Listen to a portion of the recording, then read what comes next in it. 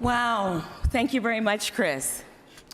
First of all, I want to thank the World Golf Foundation, the World Golf Hall of Fame, the Southern Company, and the Selection Committee for honoring me with this extremely important award. And a special thank you to the Sifford family for allowing this award to be named for your dad, who is really you shared with the entire world. I'm not only honored, but I'm also incredibly humbled to be the recipient of the inaugural Charlie Sifford Award, and for several reasons. It was as a child of 12 that I first saw Charlie when we were competitors in the old UGA National Tournament. He in the pro division and me in the girls' junior division. Over the years, the Sifford family and the Powell families have become very good friends. I was sitting in the audience 17 years ago, along with my dad, and listening and crying as Charlie made his acceptance speech. And it was simply from the heart. Charlie was on a walker and not in the best of health when he and Charles Jr.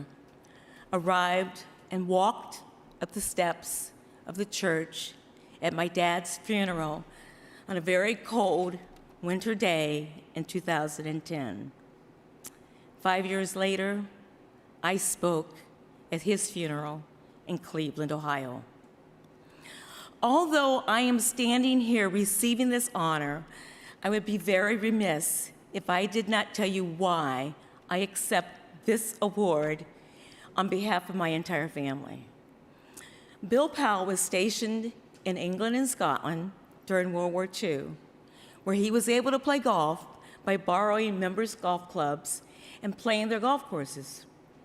Upon returning home to the States, even as a soldier fighting for his country, he was not welcome at golf courses in his own country because of the color of his skin.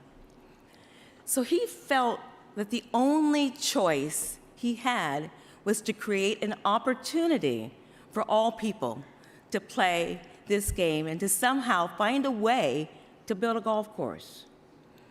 So he did what he thought was almost, and it really was almost an impossible task, with no money, but with a creative mind and a strong will.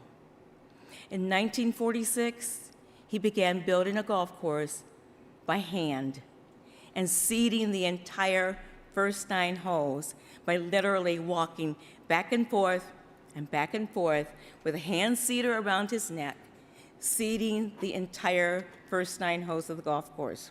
In 1978, he actually added a second 9 holes. Lessons learned from my parents and brothers have also taught me how to overcome unfair barriers in which, one finds in life, and which is the main reason that I am here this evening. And if Charlie would not have made the sacrifice to break barriers in joining the PGA, there would not be this Charlie Sifford Award. After leaving the LPGA Tour, I realized the significance of what my dad created and why he felt it was so important to make a difference in our society, and why Clearview is such a significant part of our American history. In 2001, Clearview was placed on the National Register of Historic Places, and in that same year, the Clearview Legacy Foundation for Education, Preservation, and Research, a 501c3, was formed.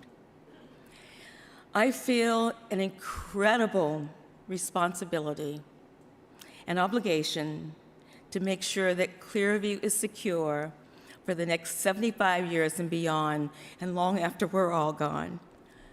The Charlie Sifford Award here, and what I believe is so important to our game, is a continuation of diversifying our sport and the sport that we all love.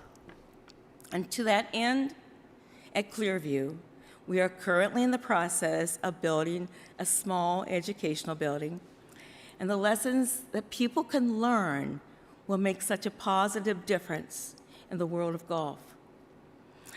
I would personally like to thank those who have made donations to allow us to begin this process, and the many more of you who are in this audience, and those who may and probably will become future contributors, allowing us to complete this important initiative. So I am sure that some of you had never heard of Clearview, or Bill Powell, or even me this evening. So I did want to share with you why this award here is far more about my family and lessons than about me alone. So Charlie Sifford and Bill Powell loved this game so very much that they were willing to make incredible sacrifices to create opportunities for all to play our sport. So our sport really can only remain healthy and when we are indeed diverse and inclusive of all people. My mom also taught me lessons. My mom taught me the importance of giving back to make this world an even better world. Everyone has a platform, whether large or whether small, to make positive changes in our society. And I am happy to see so many faces that I know and even more that I don't. So if you have any questions later, please do not hesitate to come up, introduce yourselves to me, and say hello to me this evening. There are a couple of additions that I would like to say. I would like to, first of all, congratulate all the honorees this evening. It's such a special evening. And a special thank you to my brother Larry, who made so many incredible sacrifices to stay and work. He's a superintendent at Clearview. While I went out and played the game, was able to travel the world, he stayed there so that Clearview would remain because my dad needed him there. So he gave up everything that he really wanted to do outside of golf and outside of Clearview to be there. And so I'm very grateful to him and very thankful to him. You know, I mentioned about the educational building, but another thing is my brother and those who he works with. You know, one of the things that we are also working towards is creating and building an irrigation system. So in all the years, the 75 years that my dad built the golf course, there's not been an automatic irrigation system. But we have some of the best greens around. And I think you could probably ask people like Betsy King, who has been there many times. But you know, he drags hoses from green to green, a little bit antiquated, but he gets the job done. But one of the reasons we're working really to raise the funds to do this is so that later on we can look down and we can see that Clearview is still there. And the other reason is looking to build an endowment, again, so that 75 years from now, you know, Clearview will be there. I also want to take this time to thank a couple of other people who have been very, very loyal supporters. I want to thank our former LPGA Commissioner, Mike Wan, when he stepped up to move the needle forward to help support Clearview, and also our current commissioner, who is continuing to do the same thing and follow through. I also want to thank the Golf Course Superintendents Association for honoring our entire family with the Old Tom Morris Award, which was very special. And, you know, this evening, there are some special people who came here, mostly from Ohio and the neighboring state. And I want to introduce them because they've been loyal supporters of Clearview.